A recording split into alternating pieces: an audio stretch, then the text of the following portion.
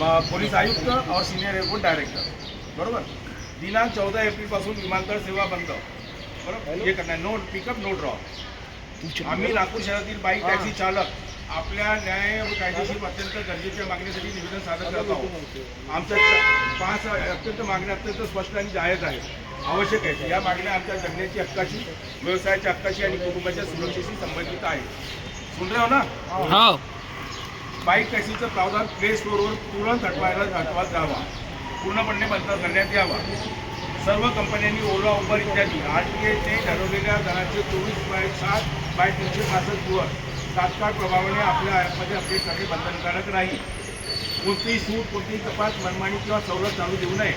प्रत्येक चालकाचा विमा त्याच्या कुटुंबाला देण्यात यावा, जेणेकरून त्याच्या अपघातात कुटुंब त्याच्यावर येणार नाही. प्रत्येक चालकाचा विमा लांब अंतरचे पिकअप पूर्णपणे बंद करण्यात यावेत. आमचा वेळ, आमचे इंधन, आमचे वाहन, आमची मेहनत हे सर्व आमचे आहे.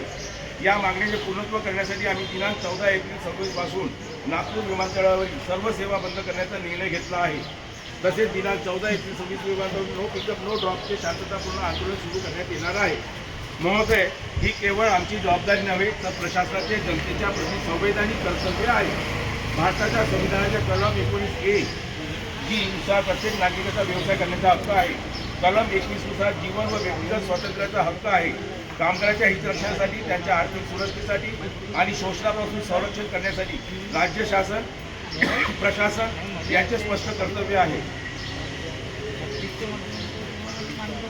मोटर वाहन कायदे, RTA नियम आणि राज्य शासनाच्या धोरणानुसारही या कंपन्यांवर नियंत्रण ठेवणे, चालकांच्या हक्काचे रक्षण करणे हे प्रशासनाचे दायित्व आहे. अशा प्रकारे आमच्या राष्ट्र मागण्या, जे आमचे मूलभूत अधिकार आहेत, कायमस्वरूपी तात्काळ प्रभावाने संबंधित कंपन्यांकडून अंमलात आणण्यासाठी आपण तात्काळ आवश्यक कारवाई करावी अशी विनंती. अब इसमें अपने ओला उबर में या ओला में या ऊपर में बंद करने